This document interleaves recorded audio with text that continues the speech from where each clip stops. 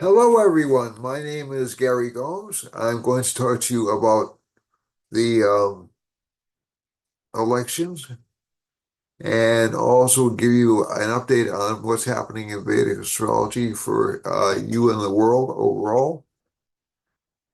I'm a practicing Vedic astrologer of about 34 years now, and so I wanted to discuss with you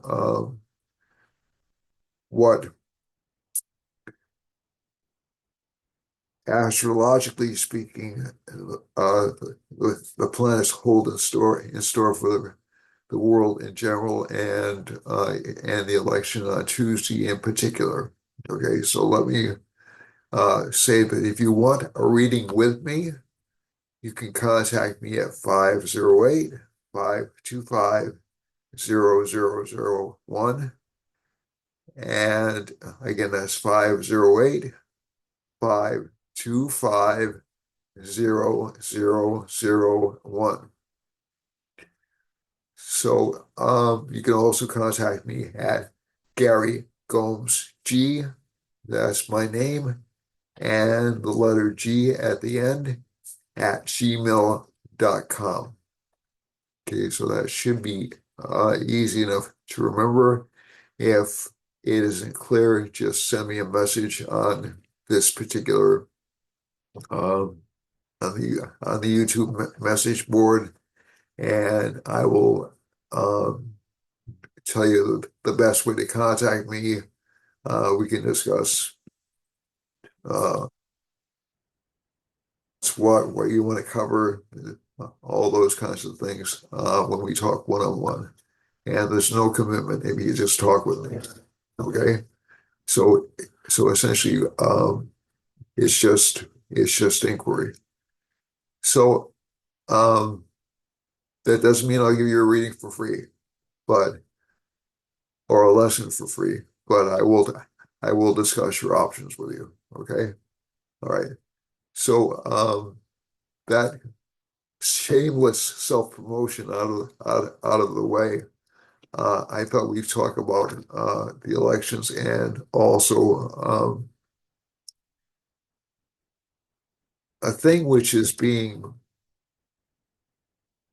blamed on Pluto, but which is actually more understandable if we take a more traditional Vedic astrological perspective. So that doesn't mean that Pluto is not relevant to Vedic astrology. It just means that there are other ways we can explain this phenomenon.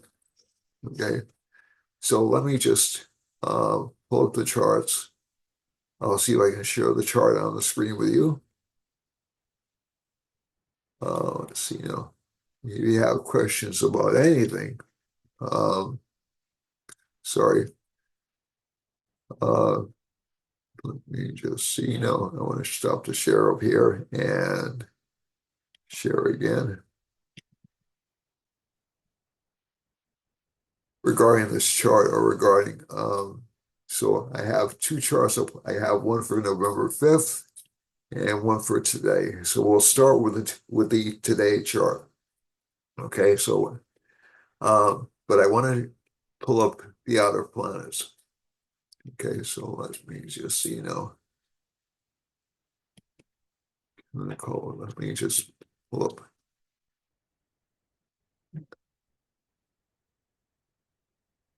the chart Pluto, and we'll also put Uranus and Neptune in there. Okay, so let's see now. So just give me 1 second.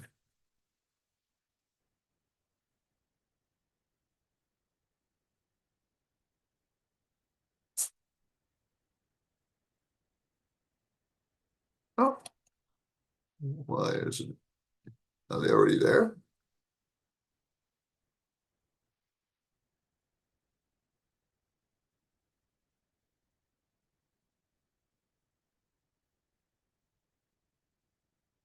Not sure why it's not. There we go.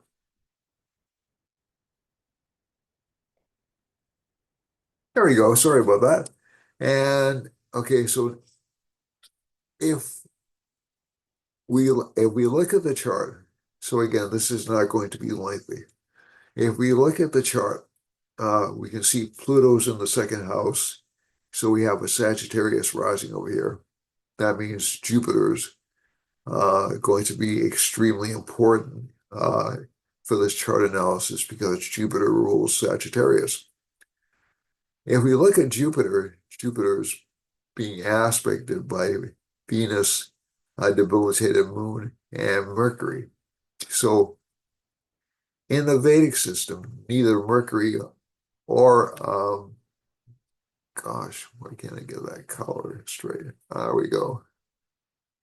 Neither Jupiter nor neither Venus or Mercury are considered friendly to Jupiter, and the moon is in a debilitated sign. So in some ways, and the third factor we have to look at is Mars is in its debilitation sign and will be there for nearly like uh, pretty much it'll be badly placed through next June.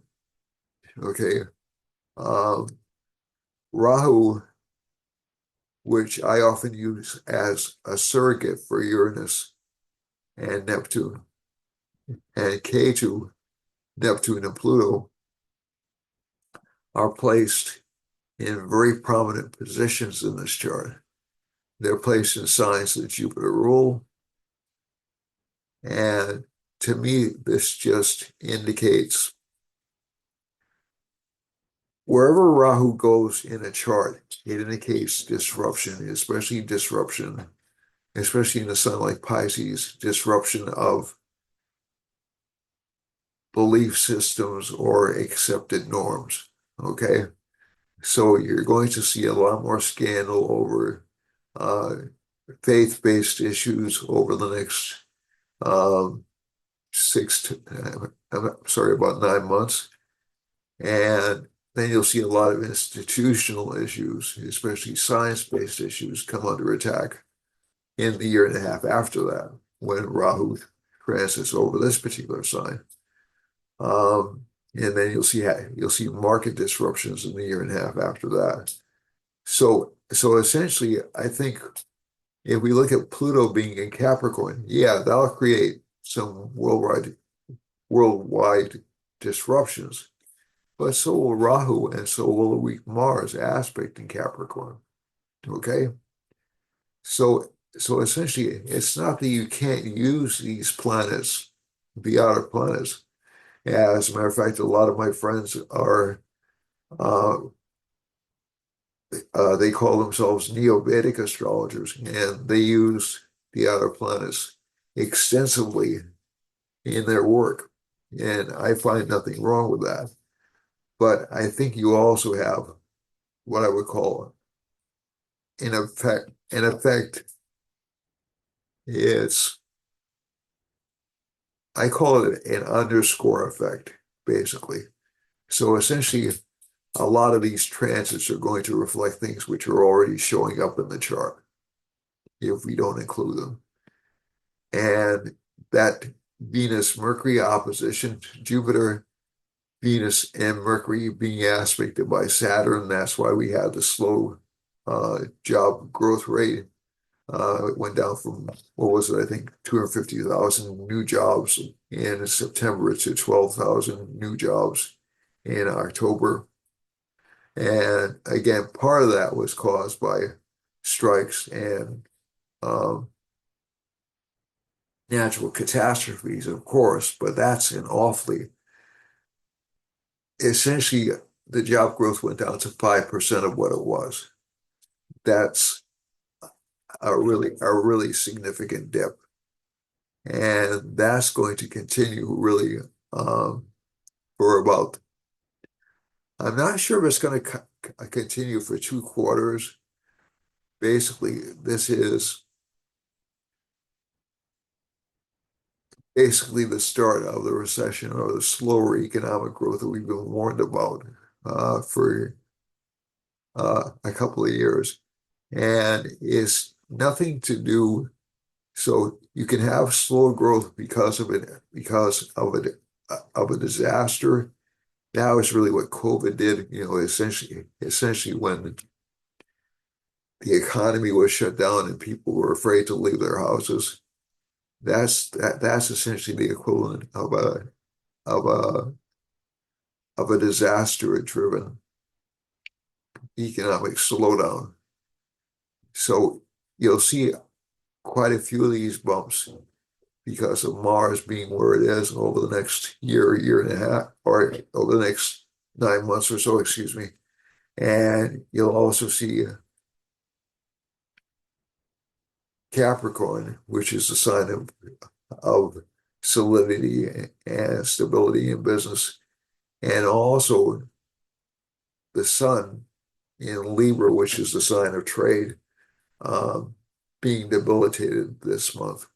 So it's interesting. So we haven't had a full-blown mutually agreed upon recession, but basically we're tipping in that direction, you know. So it's sort of like a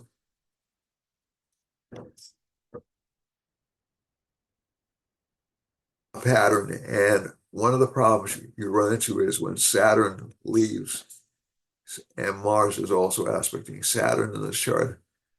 Saturn will leave the sign in about 6 months, around March of 2025. When Saturn hits this Rahu conjunction, that will destabilize a lot of institutions, and that includes financial institutions. So again, prepare. The first 6 months of 2025 do not look very good economically. That's just my take on it. I don't know if my fellow astrologers agree. I really only look tangentially at other astrologers because I really don't want my analysis to be influenced too strongly by theirs. Not because I think I'm better than them, but because I want to give you my analysis versus theirs. And so that Mars is aspecting Saturn, that's causing some critical reaction. And also all these planets, like Rahu's not well placed. Ketu is actually fairly well placed. It's good for discrimination.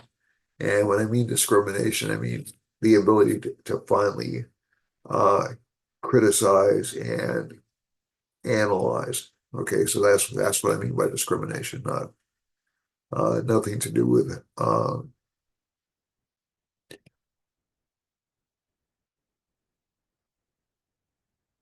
the idea of one group of people being discriminated against or anything like that. Um, so essentially, um, so K2's in Virgo, which is essentially a really hyper analytical, hypercritical sign. K2 by nature, 5 points of discretion. K2 also by nature um, misrepresents things a little bit. We had a lot of what I would call misrepresentative stories over the past week in particular. This is not really unusual during an election year. It's sort of like par for the course. But there have been, I would say, extreme twists and turns. Um, and I think one of the hardening things about this is, although Saturn's aspecting Mercury and Mercury rules the media, um, Mer Mercury's also been aspected by Jupiter and is in conjunction with Venus. So this is forcing more people to look at it and say, is this really true? Is what you're telling me really true? And I think a lot of the stories that came out, especially last Sunday, I did my broadcast or this recording last Sunday. Uh, I believe it was before the Madison Square Garden event. So I think one of the things that we saw with the Madison Square Garden event was um, I would say false analogies being drawn between Hitler rallies uh, and and a Trump rally. Uh, there was a what I would call a poor taste joke made about Puerto Rico, but this is so I'm not defending the joke, but it was not really um, joke. Jokes by definition are can be offensive to some people. That's the nature of comedy, right? So again, I'm not defending what he said. I think it was one of the stupidest things anybody could have said in a setting like that. Uh, but it wasn't. I find it a stretch to make an analogy between Hitler and Trump. Um, it's really it every time that happens, I think we lose some intelligence. I think we lose some perspective. Now, if you have that opinion, you're certainly entitled to it. That's not what I'm saying, but I just think it's really, um, it's difficult for me to defend that particular position. The other thing that happened over the past week was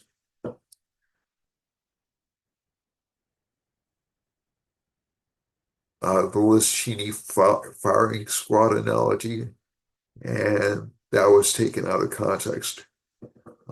So how many people are given a gun at a firing squad? Because that was literally what was said.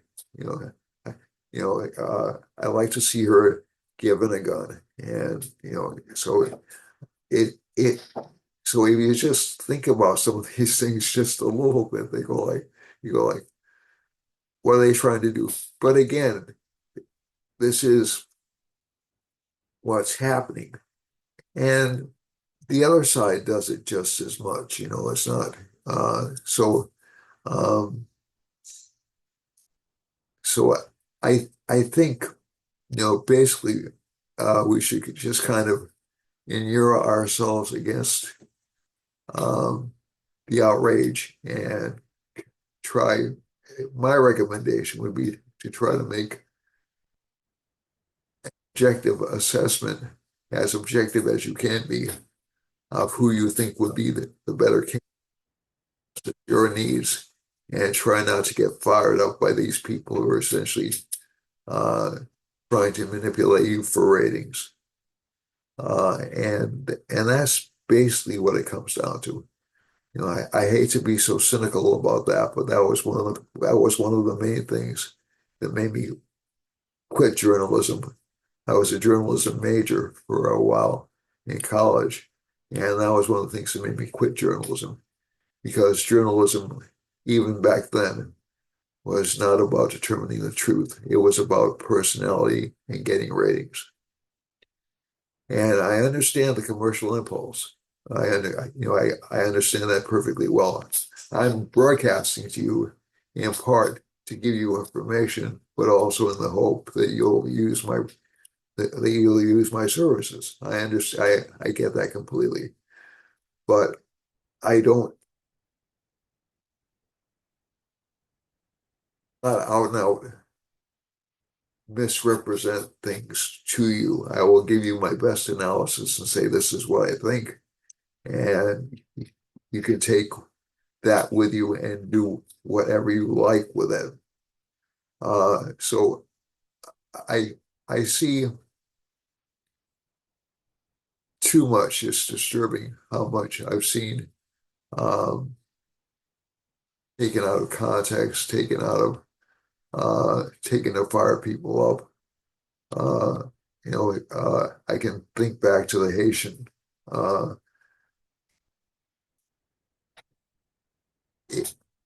uh,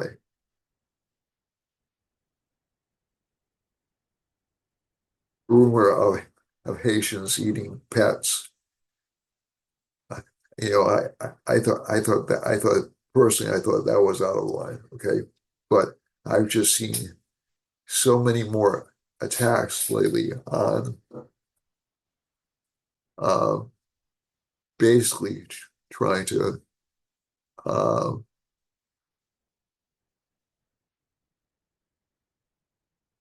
weaponize media, and it's disturbing. It's really, so you should be able to trust your communication sources. Uh, and I encourage everybody to do their own research. Don't take anything at face value. And a lot of us don't have the time. But for some people, the issues are going to be the economy and immigration. For some people, the issues are going to be um, the freedom to choose and or the protection of democracy. And I'm not saying that either side has the market cornered on either of those areas, but depending on how you view those things, or depending on which candidate you like, or depending on which position you like, um, it's a little bit. It's probably too late to detach from the emotional connections with the candidates, but it will make you saner if you do. Okay, so that's just my personal recommendation. So we get back to the chart. We do have this anxiety level building up. This is perfectly predictable in the days going up to the final days of a race. The Moon, Venus, Mercury combination. We're seeing a lot of lawsuits brought before the Supreme Court before the election right now. So that's Jupiter in the sixth house. So we're in a litigious state. And those will probably continue after the election. I'm going to get to the election day um, chart in a second. If we're looking at more, so this is competition. So the United States is focused on competition right now. The first Lord is in the sixth house. This is, by the way, the same rising sign as the U.S. chart is, and is focused on who will lose or who will win. And interestingly enough, two female planets are in the house of loss in the chart I'm looking at today. Now, that doesn't necessarily mean that Kamala Harris is going to lose, okay? But it's actually a an accident of when I chose to do this show. But I'm asking a question. By when I already do this show, I'm asking a question, and this is what they would call a Persian chart. So, so essentially, that's a horary astrology chart. And the K2 in the 10th house also means the election will be, unsurprisingly, thrown into question, and there will be allegations of cheating, especially, and even violence at the voting booths. There actually have already been allegations of violence and people losing their minds, basically. Um, and Saturn's in the third house. Um, that's a weak house. Saturn does well in this house, though. So that slightly favors the Democrats, but Jupiter is in what I would call the fighting, and Jupiter is, from my experience, more directly associated with the Republicans. And that Jupiter-Uranus conjunction would essentially connote an upset, or somebody, um, not necessarily a surprise, but an upset and maybe a reversal of fortunes on election day. So we're going to go to election day in a few minutes. But the Jupiter Uranus conjunction is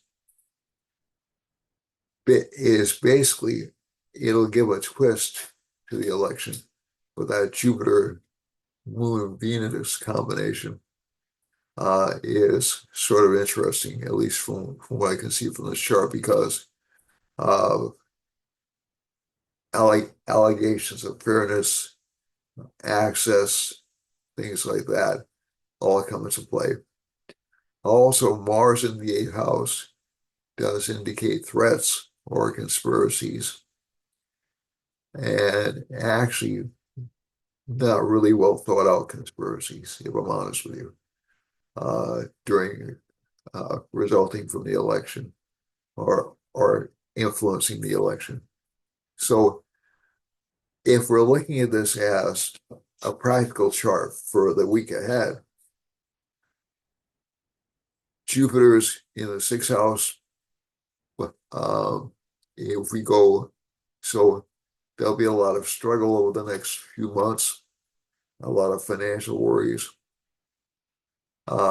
Saturn is in the third house. A lot of reversals to, I would say, the Democrats because Saturn is retrograde. Um, Rahu is in the fourth house.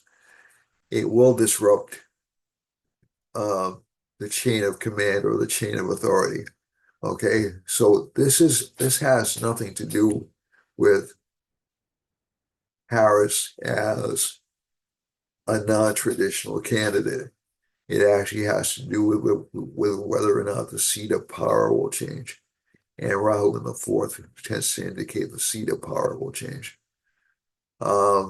Seventh house Lord is, because I got asked that question last week and it was a good question. Seventh house Lord open enemies will go into litigation. Mars does create, so we saw this, so let's get out of the United States for a while.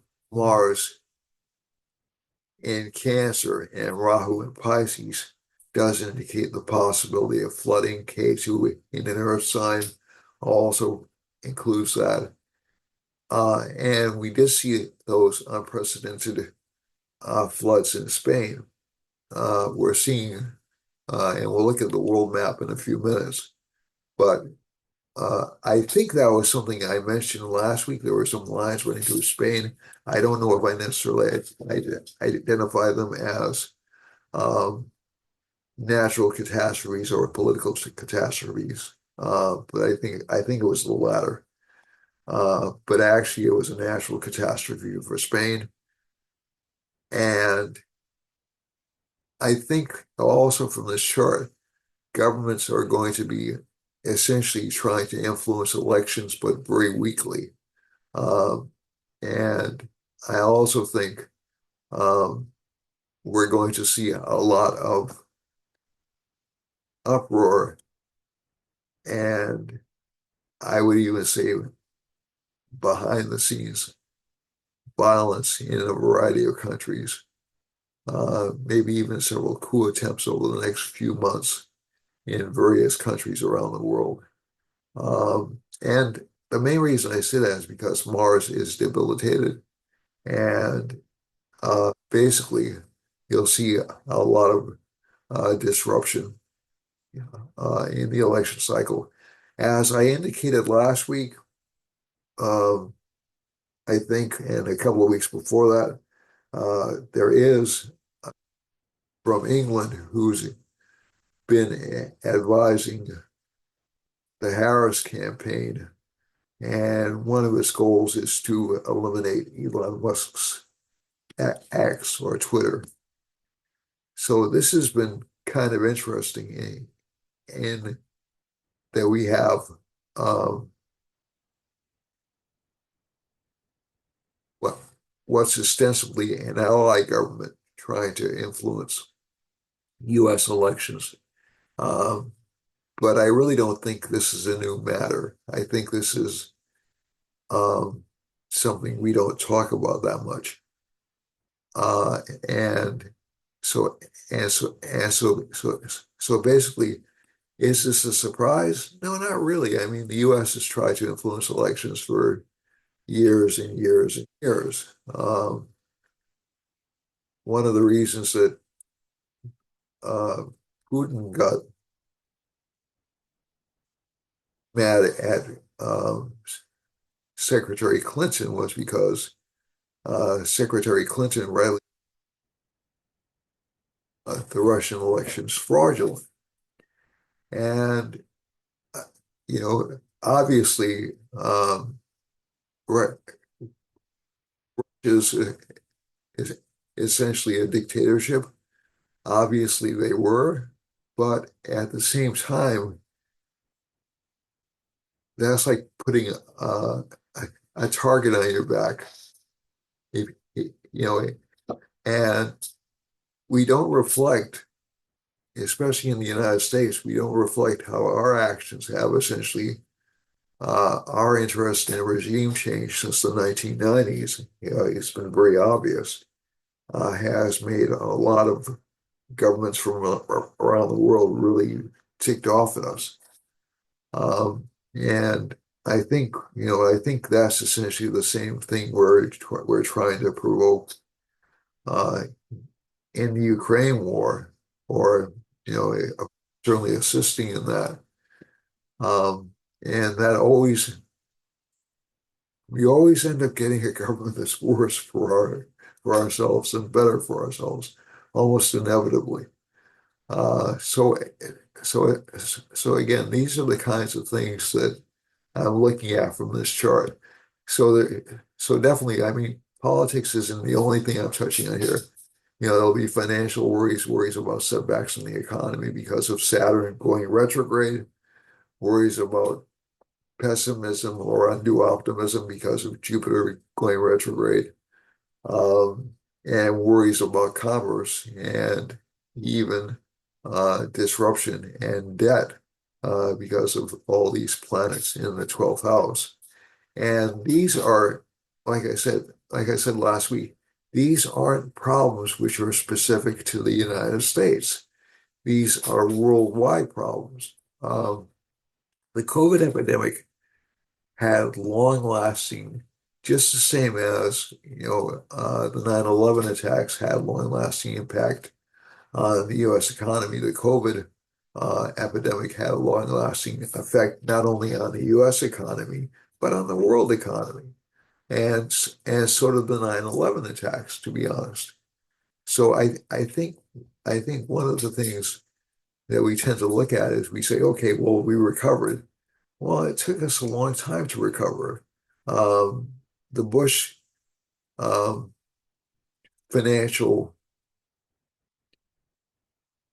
the, the financial meltdown from the 9/11 attack took really close to the end of or about 5 to 6 years to resolve itself.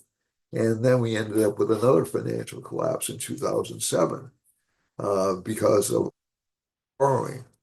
And we're in another overborrowing cycle.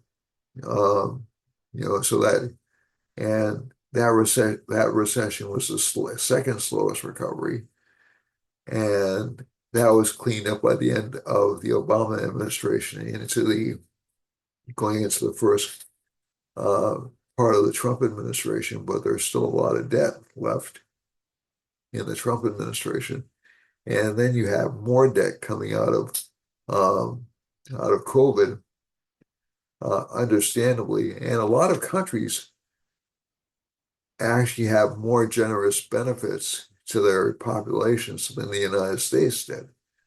Um, so they were really pushing the envelope to recover.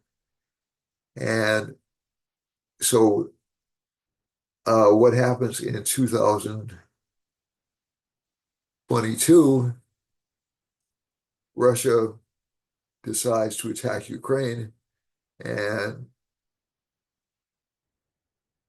the oil supplies are stripped down. So the oil markets are essentially inflated because of fear. Now, the supply of oil is actually fairly strong. Okay, so essentially, oil production in the United States did slow down just slightly in 2021, but it came back again. And but in order to depress prices, Biden took oil from the U.S. oil reserve and was trying to convince. So again, I don't want to get into all the politics with this, but essentially each succeeding step we've taken to correct problems has been adding to uh, financial distress. Now that doesn't mean that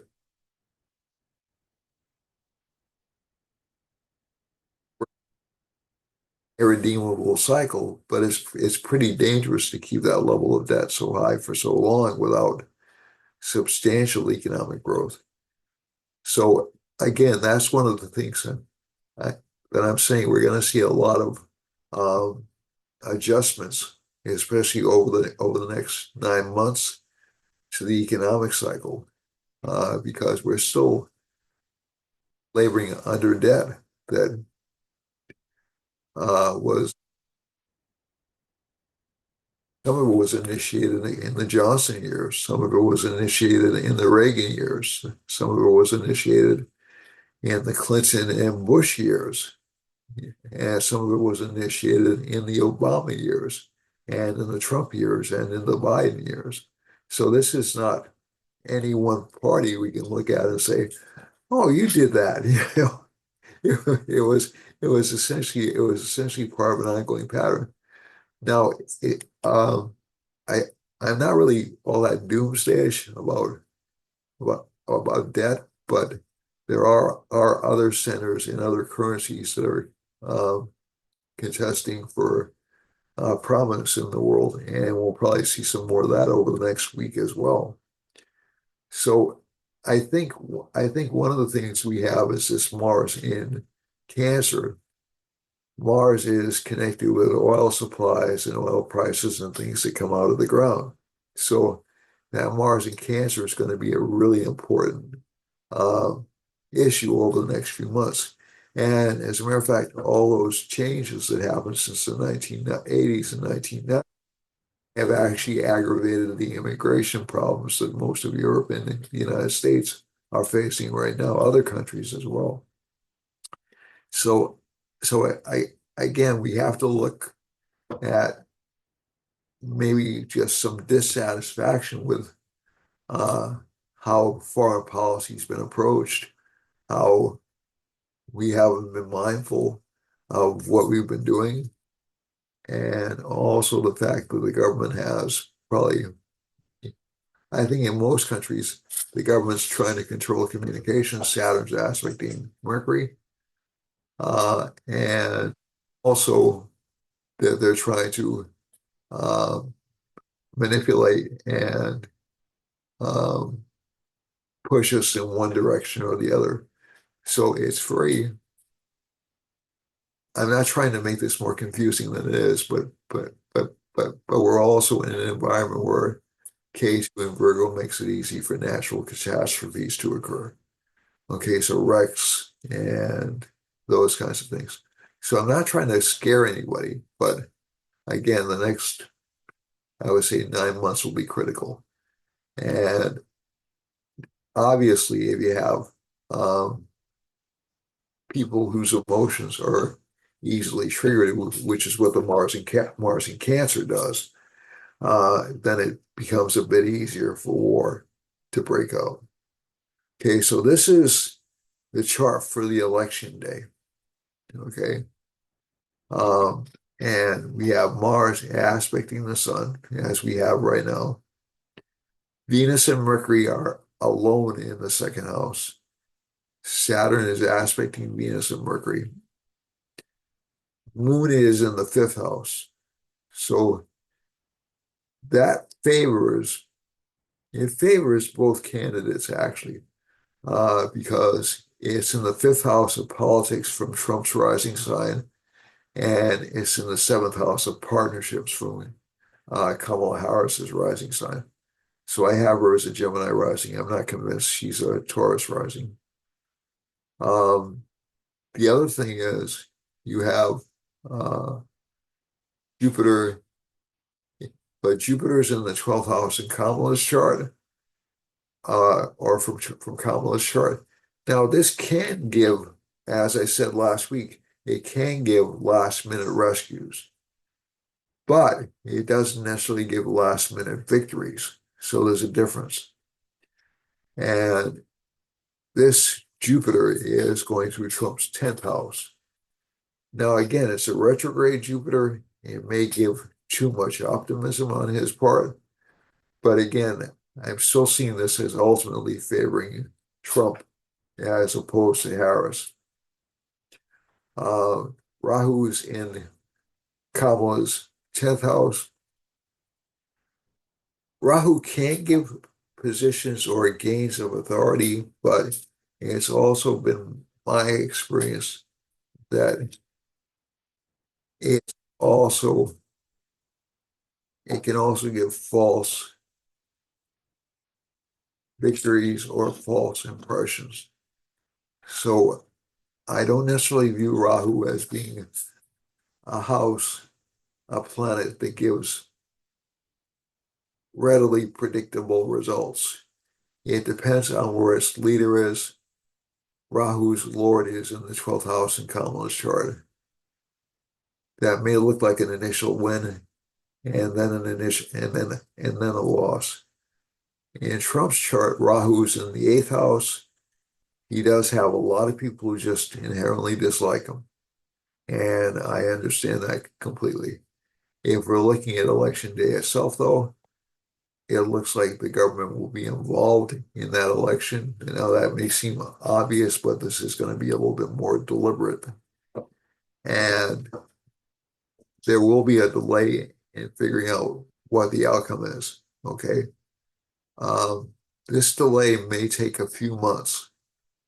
And as I as I believe I said once before, um, you will have not only contested ballot counts, you will also have congressional action being taken if Trump is declared the winner to stop Trump from taking office, uh, based upon um, the insurrection amendment. Okay, so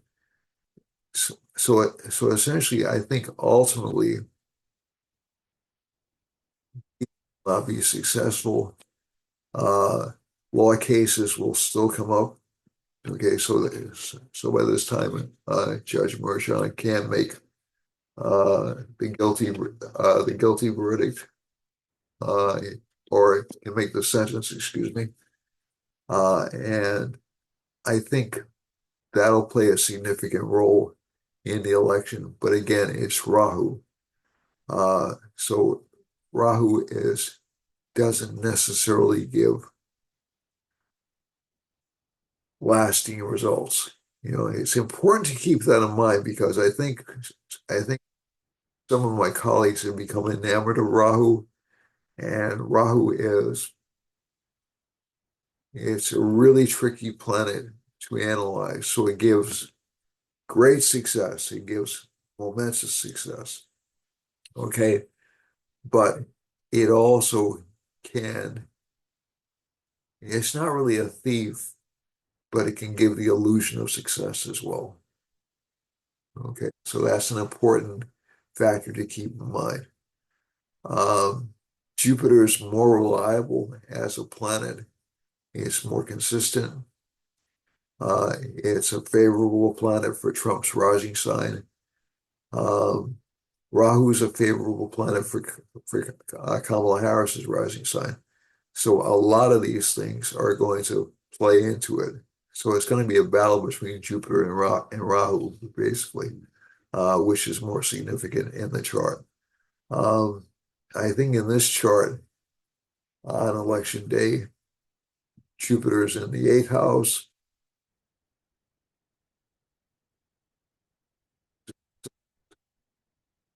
So on the election itself, there may be some surprises. So we're seeing Iowa, you know, there was a recent poll, but it's only one poll that came out of Iowa that indicated Harris is leading in that state. So essentially the state flipped.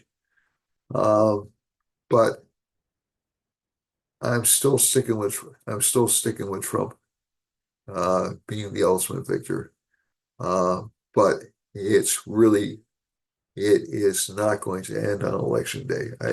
I would be really, really surprised if it ended. I would be pleased if it ended on election day or shortly thereafter. But I don't think it will. Um, so, the planets don't care what I want. The planets care what they do. And again, I'm gonna say this, although I would stick with my first prediction that Trump uh, will assume the presidency. That basically it still could be a win for Harris. So I'm not trying to hedge my bets. I'm just saying the chart is so unstable now, at least from the way I analyze it, that I think anybody who takes a firm position is not looking at all the factors. I don't necessarily think they're wrong. They may have more skill at these things than I do, but I just think there's an awful lot of uncertainty built into this election day chart. And I think the major thing that I'm most concerned about, though, is longer term is the manipulation of media and the accompanying attempts at manipulating thought. And that's more bothersome to me as an individual. Um, he wins the presidency. Uh, so it, so essentially that's something I'd ask you to keep in the back of your mind. Uh, so just blatant out and out lies. Trump has been caught in many throughout his career, but I have never seen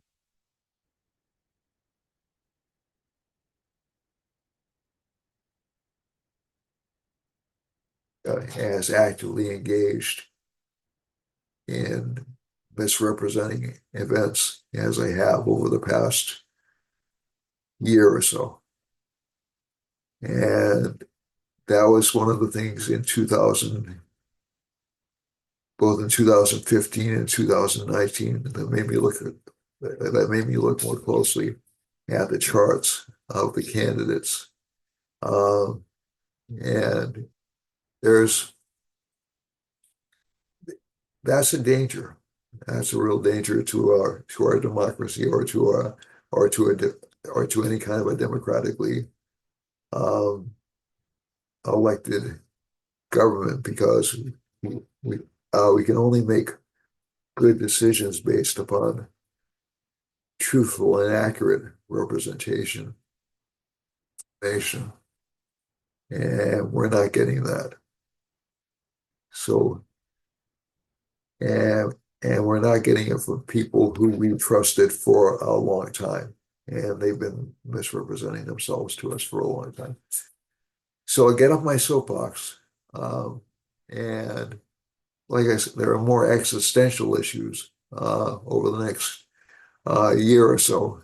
And, and as I said, we have a similar disruptive component to what happened in 1967 to 1969 in the Rahu Saturn conjunction in April of next year.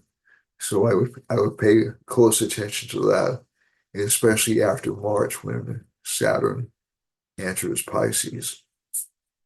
Okay, so let's go to the individual charts. We have Aries.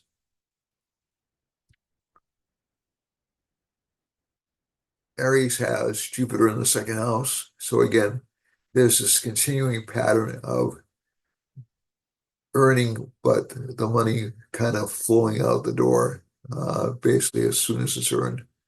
So that's in some ways um, why uh, I'm thinking that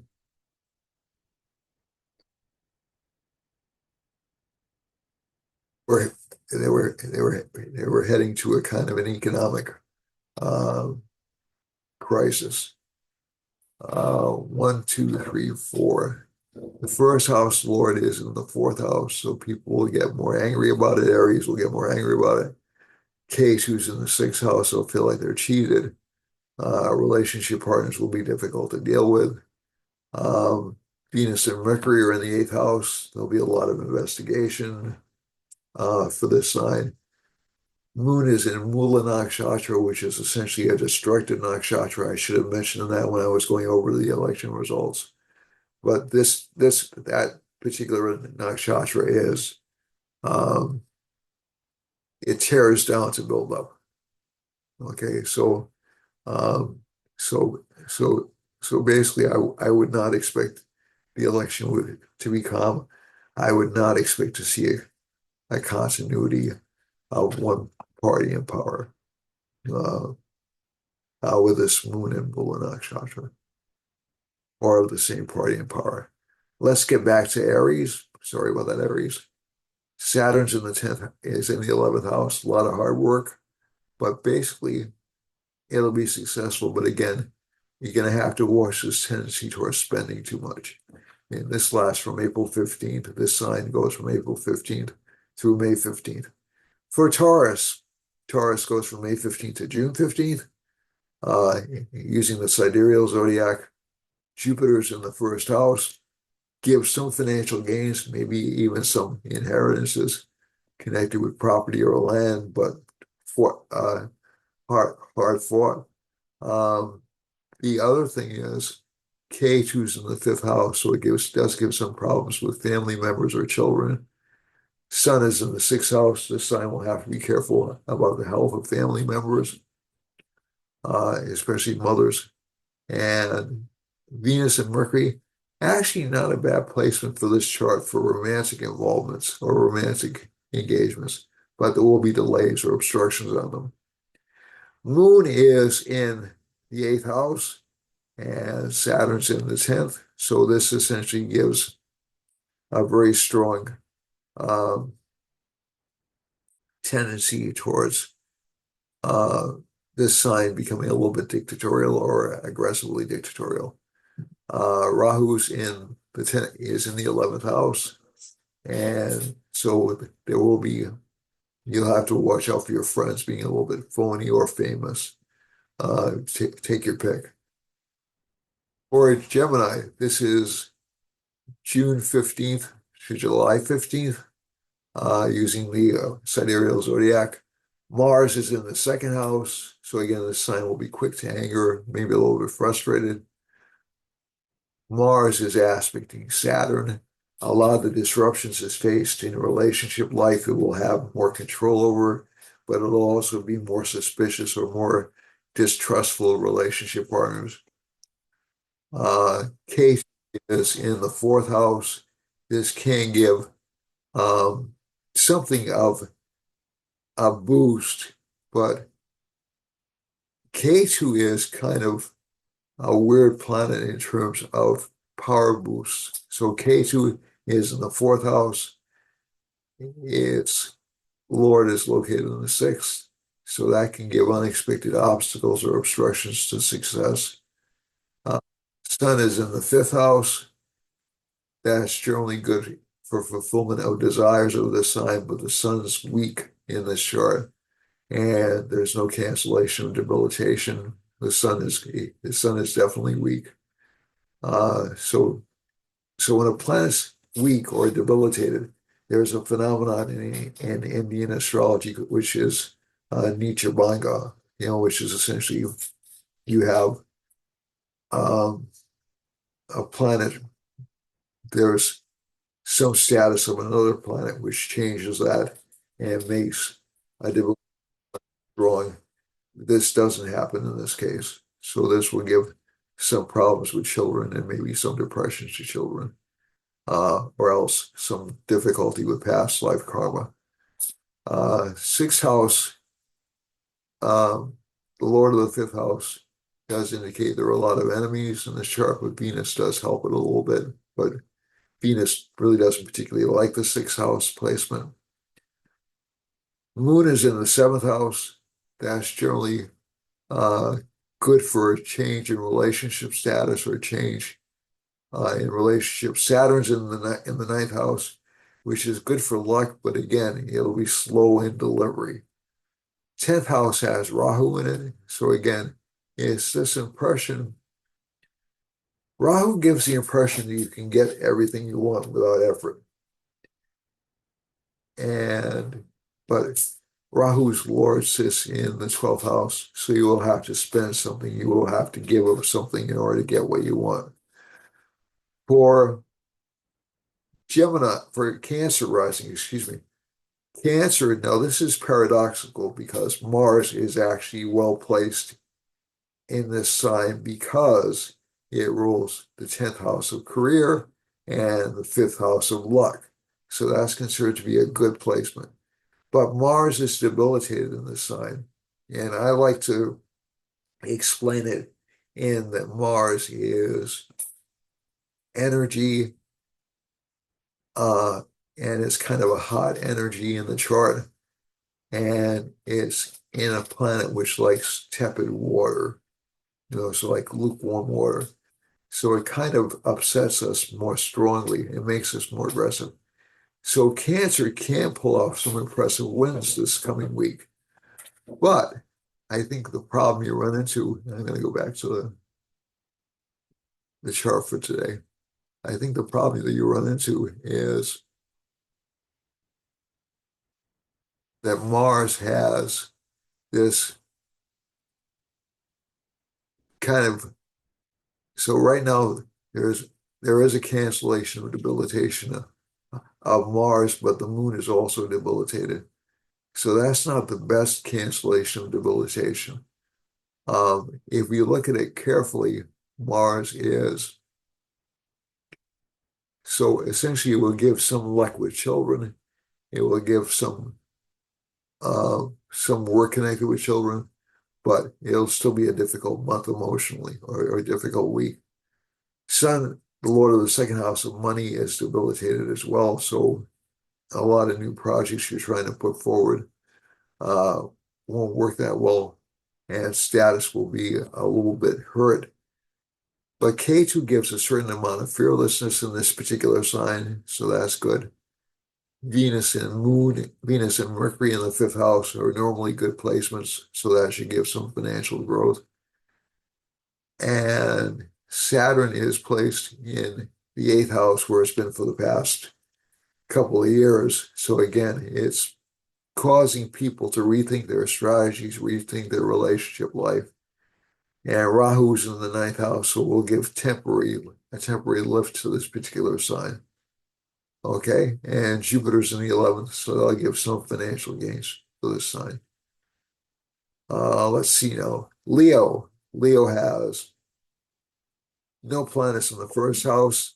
The first house ruler is debilitated, so that's not, so this is August 15th through September 15th. And I forgot to mention the months so this is July 15th, Cancer's July 15th to August 15th. And so Leo, August 15th to September 15th. K2 is in the second house. It can give unpredictable speech, some difficulty with speech, some misunderstandings connected with speech, a little lack of confidence. So maybe a feeling that, well, maybe it's not going to work out for me, and but the moon is in its debilitation sign along with Venus and Mercury. Um, that's actually, it's not quite a cancellation of debilitation, but the cancellation of debilitation does occur, especially because we have not only a cancellation of debilitation for Leo, but also um, not really a Vipreet Raj Yoga. Vipreet Raj Yoga is when um, debilitated planet or is placed,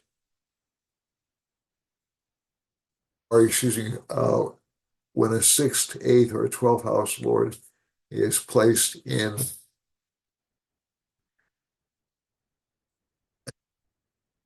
that house, this is Mars. Mars is a good planet for Leo rising, but we do have the Nietzsche Banga. We do have a sort of a cancellation or debilitation in this chart. Now again, it's the 12th lord, so this can overcome loss or overcome defeat. So that's actually a positive placement. Um, but again, yeah, I'm stretching the definitions just a little bit, to be honest with you. Okay. Saturn is in the seventh house. Saturn in the seventh house is usually positive for gain of power or gain of command. And Rahu is in the eighth house. So again, there are people working behind the scenes in secret to conspire against you or to lie about you. That's always a danger when Rahu's in the eighth house. And Jupiter's in the 10th house, so which can give some career success. Now, again, it's important to look at Mars placement in the Navamsha chart for Leo and also in the D10 for Leo because it's very well placed in both those charts. It's in the ninth house, excuse me, in the 10th house for the Navamsha chart, and it's also in the 10th house in the Dasamsha chart. So that should give some success despite the fact that Mars is debilitated in this chart. So there is a cancellation or debilitation of Mars. Moon, let me just see now. Where's Moon in this chart? Moon, not really, but it's, yeah, so I'm not going to say anything about the moon. Um, basically, the moon is still a little bit screwed up in this chart. But the Venus Mercury does give an increase in status or an increase in power. It's the second lord combined with the 10th lord. Second and 11th lord combined with the 10th lord. So that does give some potential for increase in power. And Jupiter in the 10th, as I said before, good for increasing position aspect in the second house. So basically not a bad week for Leo, but again, he will have to learn to keep his temper under control and to not get depressed by bad news. For Virgo, this is September 15th to October 15th. We have K2 in the first house, so the sign will be remarkably intuitive this month. You'll have interest in a lot of different relationships and a lot of different things, a lot of different collaborations. Sun's in the second house.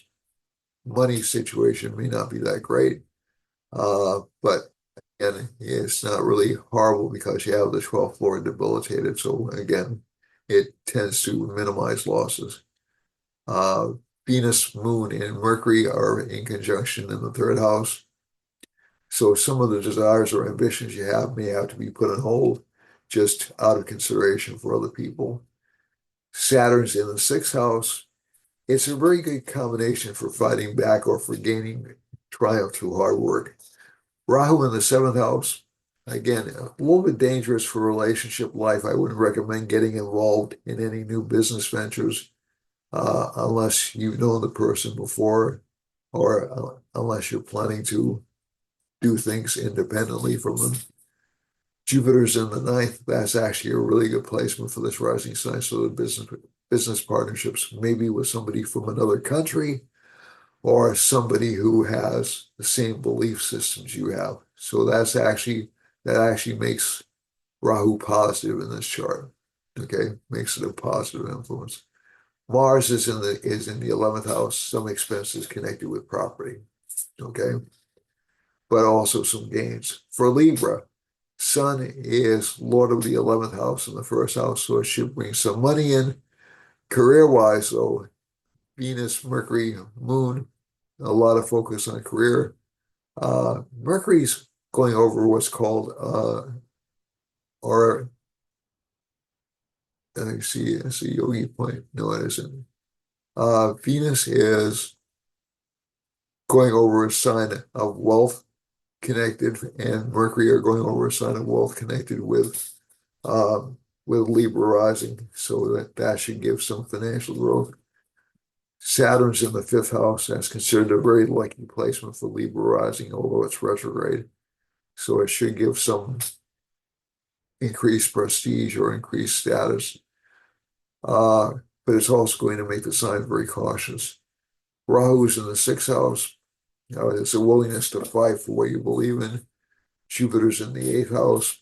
There's a willingness to investigate and to learn from other people. Mars is in the 10th house of career, so there's an exchange of lords between the second house of wealth and the house of career, so money will be coming in. But again, slowly or in unexpected ways. So this would be between October 15th and November 15th. November 15th to December 15th, you have Scorpio. You have a Venus Moon Mercury conjunction here. Good for relationship life. Good for gains from friends, although you still can't trust friends. And second house Lord is in the seventh house, so good for partnerships. And remember I said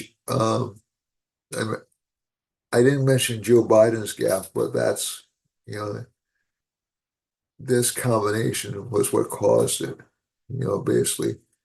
And his friends will turn on him very quickly. So that's, so just sidetracking back to the election coverage. But the Venus Mercury conjunction, kind of impulsive speech. Jupiter is in the seventh house, good for partnerships. Saturn's in the fourth house, can indicate some stain or some blemish on reputation for this sign. Rahu's in the fifth house, temporary uplift or temporary achievement. And Mars is in the ninth house, not necessarily a good placement for Scorpio rising, but better in that it takes out the debilitation status. It cancels the debilitation status of this particular planet, but it's still not really incredibly favorable. So again, new relationships, okay. New businesses, new career life, not so much. For Sagittarius, this is between December 15th to January 15th. Jupiter's in the sixth house. We've already spoken about this quite a bit. So that gives a focus on contests or enemies. Saturn's in the third house. And I think given this particular placement, it'll give this sign a lot of determination. Rahu is in the fourth house.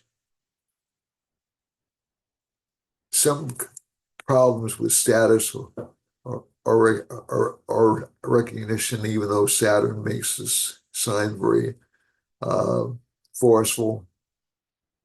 Jupiter's in the sixth. We already discussed that. Mars is in the eighth. So there may be unexpected enemies waiting to strike or waiting to hit you when you're down. K2's in the 10th. There's some confusion and some lack of judgment, especially in terms of work. Sun is in the 11th house. Not necessarily a bad placement, but don't try any new projects this month. And Venus, Moon, and Mercury are in the 12th house. Basically, it's a good combination for sexual relations or for meditation, but not for much else. For Capricorn, this is January 15th through February 15th.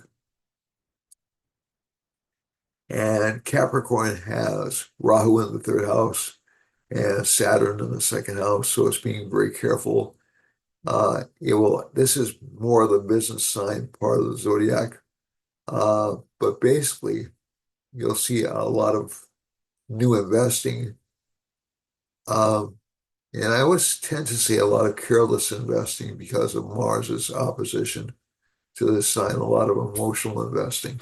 So be careful if you're an investor, especially with this sign, or if you're trying to increase your assets. It'll be kind of a dangerous time to do it.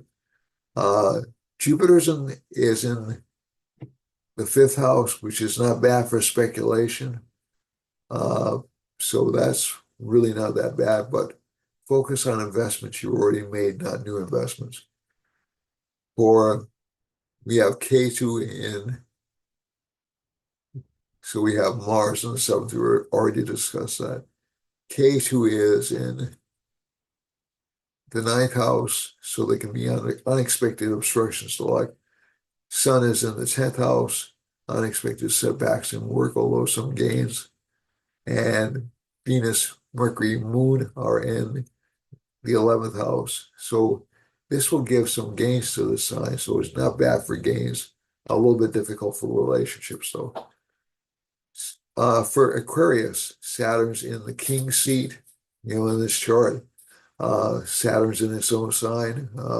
It gives dominance or um, rulership to this particular sign.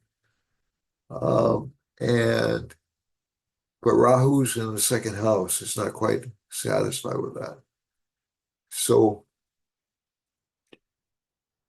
it wants money too. And this will be money from property, but there'll be obstructions from that as well. K2's in the eighth house. That indicates the sign should do a lot of investigating before it goes off into new ventures. Sun is in the ninth house. Relationship partners will be a little bit unreliable. 11th house, 10th house, Venus, Mercury, and Moon is in the 11th house. So basically good for career life. Career life will seem okay, but just watch out for friends or allies who want to take advantage of you. And Jupiter is actually fairly well placed for this sign. It'll give some good financial gains from friends. But again, there are a lot of expenses for this sign just because Saturn rules the 12th house. Finally, for March 15th to April 15th, this is Pisces. Rahu sits in the first house. So there's a lot of confusion in this sign, a lot of looking at the world um, through rose-colored glasses. Uh, Jupiter's in the third house. Um, Strong desire for material success, for ambition. And this will actually come true this month, but it will come true slowly because Saturn's still aspecting Venus, Moon, and Mercury. Mars is in the sixth house. Mars is in the fifth house. My apologies. And this will actually give gains from real estate or property assets. K2 is in the seventh house. Stay away from new partners at least for another 6 to 7 months. Okay, new partnerships.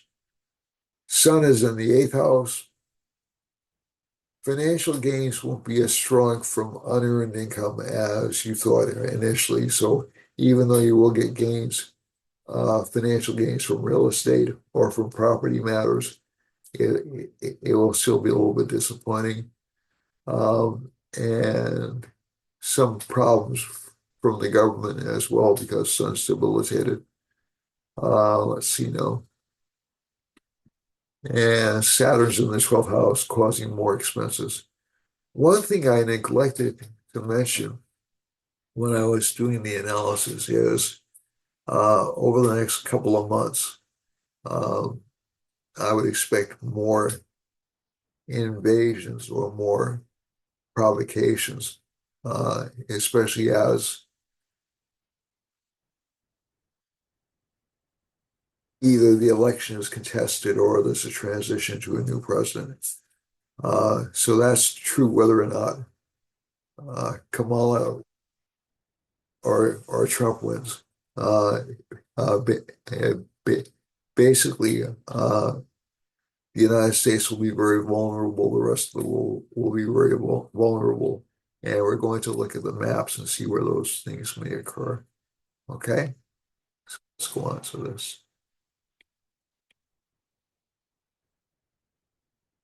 Again, these things can be avoided. So don't get distressed when I say that. Okay, so the sun's moving through the Hawaiian Islands and is going over Western Canada. So there may be some governmental problems or weak government in those regions. Mercury, Moon, and Venus are sort of encompassing Arizona, Utah, Nevada, California, and Oregon. So essentially, those areas should see some financial gains, but also some scandals behind that. So this is particularly true and let me move this little guy out of the way. And yeah, definitely true in New Mexico and even in Mexico and parts of Texas itself. Okay, so that Rahu line goes all the way down from Montana. But I think one of the things I watch out for would be either political scandals or financial scandals in that part of the country. We have a Jupiter-Venus line running up through uh, all the way into Wisconsin, into Minnesota, excuse me, and also this is interesting. Also into Canada. So the entire western part of the country should be it'll be susceptible to heavy rains. Okay, because Jupiter and Venus brings rains and Jupiter amplifies it. And also, at least from the chart, from what I'm seeing, as we have uh, some agricultural problems because of the Jupiter-Venus line here. For the government, scandals connected with the government, weak government, particularly in Connecticut, New York, and all the way down to DC, and all the way down to Haiti and the Dominican Republic, and all the way the Dominican Republic have some kind of um, or Haiti will have some kind of natural catastrophe again, I think. And and people have been looking at Venezuela possibly declaring war on Guyana, and that moved up a notch this week. There's also a sun line indicating weak government in Venezuela, weak government in Peru, weak government in Chile, and just barely touching on Argentina. So Argentina seems to escape it by just a hair's breadth, but I think it's close enough that it'll affect the government in Argentina too. Mercury and moon lines are passing through Brazil. So given where Mercury and moon are lying in this part, in this chart, so Uruguay is having some problems. Notice Uruguay and Paraguay are having some problems. Uruguay, I saw in the news, is having some difficulties, some political difficulties. And so that makes sense with that Mercury line is showing up more in the news. And the moon line does indicate some scandalous activity going on down there. The Saturn line will depress um, Brazil's economy, and there's a Venus line coming over. It will also um, cause some scandals connected with uh, the government and especially connected with payoffs or bribes. Um, Iceland has Rahu going through it. Um, so there may be some.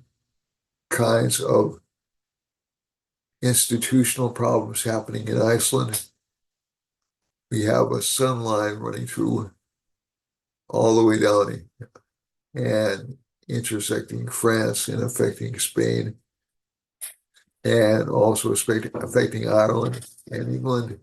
So that should make those governments rather weak, uh, and also France. And we see a descending Mercury line. We'll hear a lot more about Belgium and a lot more about Germany over the next few months, maybe even governmental issues or rifts in government. We have heard about Italy not being able to do what it wants to do with its immigrant populations. Um, so that's been in the news. And also, there is a potential for not necessarily conflict, but for distress in Egypt, Sudan, and down through uh, southeastern Africa. The sun line over here does indicate weak governments all throughout Africa, or governments that lack confidence.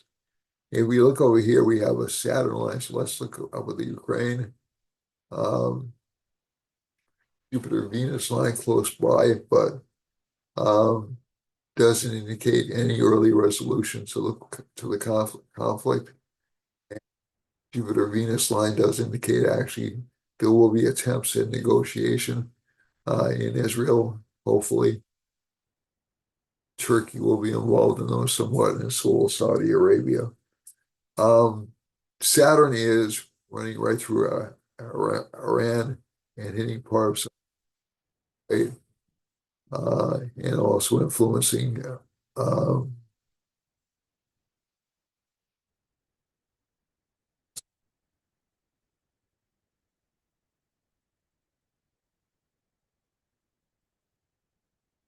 I'll just stick with Zanzibar. Um, and we have a Rahu line running through and intersecting with Mars. So there's a very strong potential for conflict between Pakistan, India, and Afghanistan. Again, that shows up again. Um, there's a Mars line, even in Ladakh. So India may find itself engaged in military activity with China as well. Um, Now, whether or not these are like massive conflicts or just brief fire ups, you know, that's something I that's something that's really not indicated in the chart, but just given the planetary positions, I don't think there'll be major catastrophic war-like states, I think, but I think there will be conflicts and maybe even covering Indonesia. Uh, the other thing I want you to be aware of is the government in China, Vietnam, Thailand, Indonesia is very weak right now. So uh, keep that in mind as you're looking at world events. Weak governments tend to lash out to prove they're stronger. So keep that in mind. There's a Mercury line running right over Korea. This is not necessarily something to be all that distressed about. Uh, Basically, and it's going over Philippines and it's going over Australia. So a lot of these governments are going to be trying to figure out ways to increase trade or increase profitability, uh, especially through trading with other people. Some governmental scandal connected with Korea and Japan, though, and also in Australia. And finally, as we get over here, there's some evidence of an economic downturn in China, Japan, Korea, uh, New Guinea, and Australia. Jupiter is bearing down on Australia. So essentially, this part of the country will have a lot of conflict between political parties. And finally, we have a Rahu line going over um, these islands, which I forget the name of them, and close to New Zealand. So again, there's some indication of a political scandal coming out of New Zealand. So that's it for me for this week. I hope everything was clear. I may have gotten a little bit carried away in my exposition of what I think the problems of the world are. And if I went too far, just let me know. Uh, but I think it's important that we get good information. Uh, I don't think it's really helpful that we get information which is intended to inflame or misrepresent. So uh, that's been a claim made for years about lies, but the lies have been on both sides, if I'm perfectly honest about it. All right. So again, like I said, um, from what I can tell from this chart, Trump will win. Harris may, but there may be some post-election doubt, and there may also be, is a very strong possibility of post-election lawsuits. Okay, so I'm hoping we don't have to go through that again, but it looks highly likely. Okay, all right, that's it for me. I'm going. Thank you very much for watching. I love you all, and you're the reason I keep on doing this. Okay. All right. Close to 1,000 subscribers, just a little bit away. So if you could subscribe, tremendous. If you could recommend it to a friend, tremendous. If you could share the video, uh, I would absolutely love you. Okay. But I already do. Okay. So that's it for this week. I'll see you next week. Have a great week. Don't let the election anxiety get you. It'll be a disruption for a good reason. Okay? All right. Have a great week and take care of yourselves and be well. That's it for me. Bye, everyone.